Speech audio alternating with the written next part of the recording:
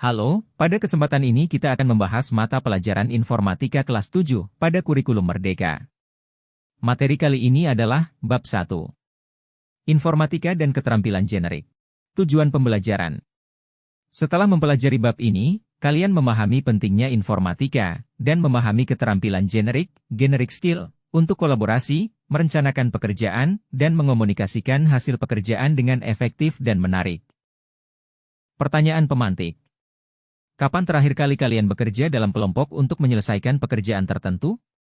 Apakah berjalan dengan efektif? Silahkan kalian ingat-ingat kembali. Apersepsi. Kalian mungkin banyak yang pernah menggunakan aplikasi atau game pada smartphone. Menarik bukan? Nah, aplikasi atau game adalah salah produk yang dihasilkan dengan ilmu yang disebut informatika. Pengembangan produk yang kompleks perlu kolaborasi tim yang baik agar efektif dan hasilnya sesuai dengan keinginan. Selain itu, juga diperlukan perencanaan dan pengkomunikasian hasil kepada pengguna dengan baik. Kata kunci. Informatika, bidang pengetahuan, generic skills, bekerja dalam kelompok, merencanakan kerja, mengomunikasikan hasil kerja, presentasi, infografis. Informatika untuk pelajar SMP. Mari kita mulai. Apa dan mengapa? Perlu belajar informatika. Informatika adalah bidang ilmu mengenai studi, perancangan, dan pembuatan sistem komputasi, serta prinsip-prinsip yang menjadi dasar perancangan tersebut. Komputasi adalah ilmu yang berkaitan dengan pemodelan matematika dan penggunaan komputer untuk menyelesaikan masalah-masalah sains. Istilah informatika sepadan dengan istilah dalam bahasa Inggris informatics, computing, atau computer science. Kenapa sih harus belajar informatika? Jawabannya simpel dan mudah. Kita bukan lagi hidup di zaman purba, ya. Kita sudah berada di zaman modern, yang di mana-mana sekarang sudah era digital. Handphone aja smart, masa kita enggak? Pada ilmu informatika. Era digital ini sering disebut industri 4.0. Dalam industri 4.0, banyak hal dilakukan oleh manusia dengan memanfaatkan mesin cerdas berbasis komputer dan internet. Kemudian masyarakatnya, sekarang ini disebut masyarakat 5.0 atau bahasa Inggrisnya, Society 5.0. Karena hidup di dunia fisik, sekaligus di dunia siber, saat melakukan kegiatan daring, atau dalam jaringan.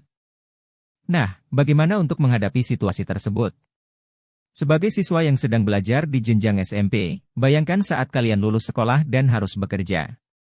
Kemampuan apa yang akan kalian butuhkan? Apakah pekerjaan kalian besok membutuhkan pengetahuan dan kemampuan dalam bidang teknologi? Terutama teknologi komputer dan internet. Sangat mungkin seperti itu, bukan?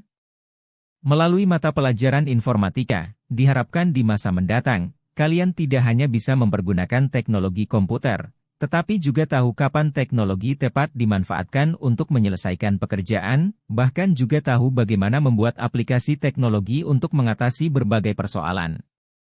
Dengan demikian, akan makin banyak orang Indonesia yang mampu menciptakan teknologi berbasis komputer yang bermanfaat bagi banyak orang. Menarik bukan? Selanjutnya, apa sih yang akan dipelajari dalam mata pelajaran informatika? Kalian akan mempelajari bidang-bidang pengetahuan informatika yang dikelompokkan menjadi 1. Berpikir komputasional, BK. 2. Teknologi informasi dan komunikasi, TIK. 3. Sistem komputer, SK. 4. Jaringan komputer dan internet, JKI. 5. Analisis data, ED. 6. Algoritma dan pemrograman, AP. 7. Dampak sosial informatika, DSI. Dan yang terakhir, praktika, lintas bidang, PLB. Seperti ini, gambar pilar pengetahuan informatika. Mari kita bahas, satu persatu. Yang pertama, berpikir komputasional. Berpikir komputasional adalah belajar menyelesaikan persoalan-persoalan sehari-hari yang dibaliknya mengandung berbagai macam konsep keilmuan seperti informatika, matematika, sains, atau ilmu sosial. Kedua, teknologi informasi dan komunikasi. Teknologi informasi dan komunikasi adalah belajar cara membuat karya digital, berkomunikasi via surel, menggunakan peramban untuk mencari informasi, serta mengelola file dalam folder. Ketiga, sistem komputer. Sistem komputer adalah belajar mengenai definisi komputer, komputasi dan sistem komputasi, bagian-bagian utama komputer dan fungsinya, interaksi perangkat keras dan perangkat lunak dengan piranti lain yang terhubung. Keempat, jaringan komputer internet. Pada jaringan komputer yang menghubungkan komputer ada dua jenis, yaitu jaringan lokal dan jaringan internet. Perbedaan keduanya ada pada jangkauannya. Jaringan lokal memiliki jangkauan yang lebih terbatas dibandingkan dengan jaringan internet. Kelima, analisis data adalah belajar tentang pengelolaan dan penyajian data bervolume kecil untuk tujuan tertentu. Keenam, algoritma dan pemrograman adalah belajar membuat program dengan menggunakan blok visual untuk menghasilkan suatu karya kreatif.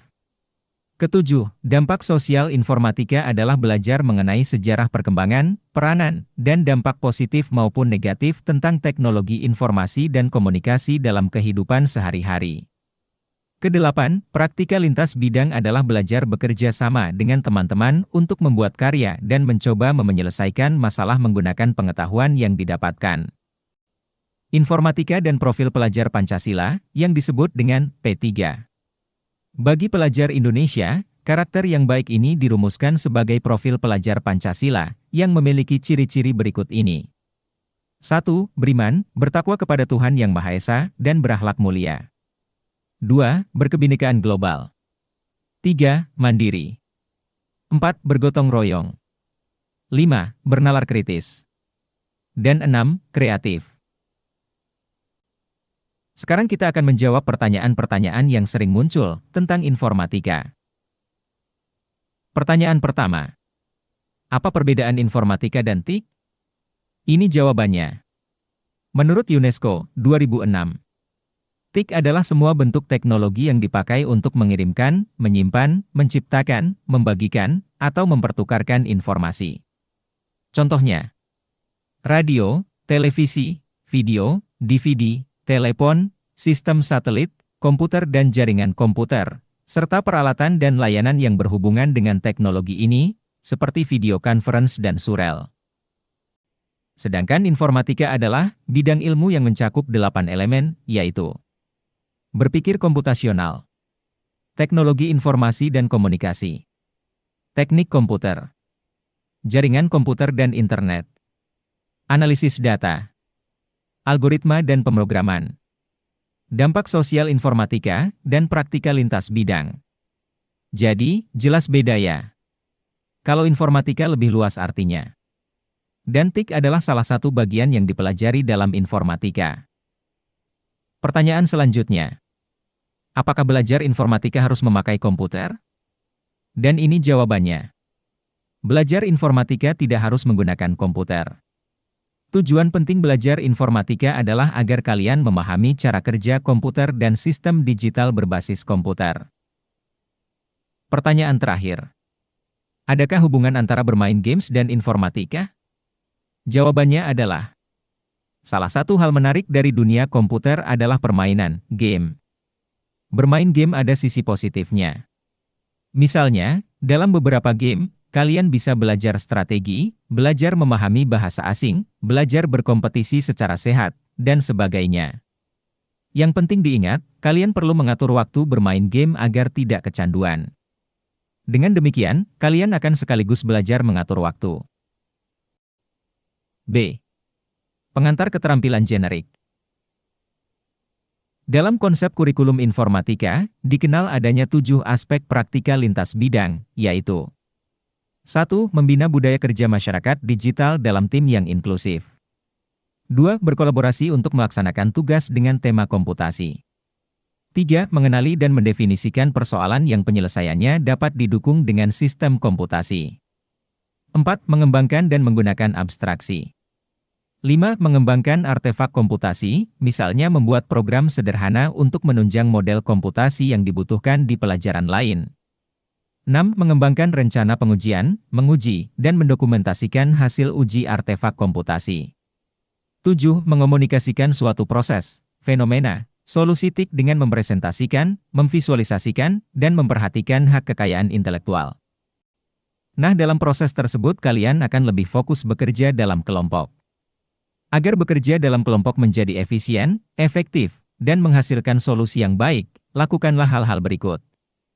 Pertama, pahami persoalan dan tujuan bersama yang akan dicapai kelompok. Kedua, lakukan pembagian peran dalam kelompok sehingga setiap anggota mendapat peran dan pembagian tugas. Jika semua mengerjakan hal yang sama, tugas tidak akan selesai. Harus ditunjuk ketua kelompok jika anggotanya banyak, atau hasilnya perlu dikumpulkan dan diintegrasikan. Ketiga, kerjakan tugas sesuai peran masing-masing. Jangan khawatir kalau perannya berbeda. Kalian dapat berganti peran pada tugas berikutnya.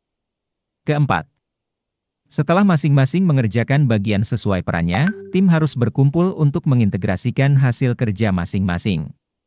Kelima, kelompok dipimpin oleh ketua kelompok atau diskusi, merumuskan kesimpulan semua kelompok dengan berdiskusi. Nah, tentunya hasil tersebut akan ditampilkan. Dapat berupa presentasi atau demo produk, ataupun dalam bentuk produk tampilan seperti infografis. Mari simak lebih dalam. Infografis. Apa sih infografis itu? Infografis berisi informasi teks dan gambar atau grafik lain yang akan mempermudah pembaca menangkap pesan yang dimaksud. Dan sebuah infografis mempunyai komponen konten dan tampilan. Konten dan tampilan akan menjadikan sebuah infografis menjadi paparan untuk mengomunikasikan hasil yang baik dan berhasil. Nah, ini adalah contoh infografis. Dalam perancangan konten infografis, perlu memperhatikan hal berikut. Pertama, tujuan infografis dibuat untuk mengedukasi, himbauan, ajakan, atau lainnya. Kedua, kepada siapa infografis ditujukan. Misalnya, membuat infografis untuk adik-adik TK akan berbeda dengan infografis paparan proyek sains kalian. Ketiga, konten harus benar, masuk akal, dan jelas sumbernya. Konten bergantung pada tujuan infografis yang dibuat. Selanjutnya dalam membuat infografis, perlu juga memperhatikan beberapa hal dari segi tampilan. Pertama, pemilihan kata-kata kunci. Karena sempitnya ruangan, pemilihan kata dan kalimat perlu dilakukan. Kedua, pemilihan huruf yang sesuai ukuran dan jenisnya. Ketiga, pemilihan ilustrasi, grafik, gambar yang sesuai. Keempat, tata warna yang serasi dan sesuai dengan konteks. Dan yang terakhir, tata letak yang baik. Selanjutnya kita bahas juga tentang presentasi. Sebuah bahan presentasi yang baik adalah gabungan antara penjelasan murni tekstual dan infografis, dan itu pun jika dipandang per halaman presentasinya. Biasanya, bahan presentasi disampaikan dalam ringkasan butir-butir penting dari paparan, oleh sebab itu, perkakas pembuatnya disebut dengan PowerPoint. Kriteria dari sebuah bahan presentasi yang baik ditentukan oleh konten dan tampilannya. Dari segi konten. Pertama, mengandung bagian penting berikut yang menunjukkan alur logika dari paparan yang mengalir dengan runtut. Ringkasan. Latar belakang. Paparan utama. Penutup kesimpulan. Kedua, ditulis dalam bahasa yang sesuai dan dalam bentuk butir-butir kata kunci serta ringkasan teks. Dari segi tampilan. Pertama, ukuran huruf cukup besar untuk dapat dilihat oleh penyimaknya.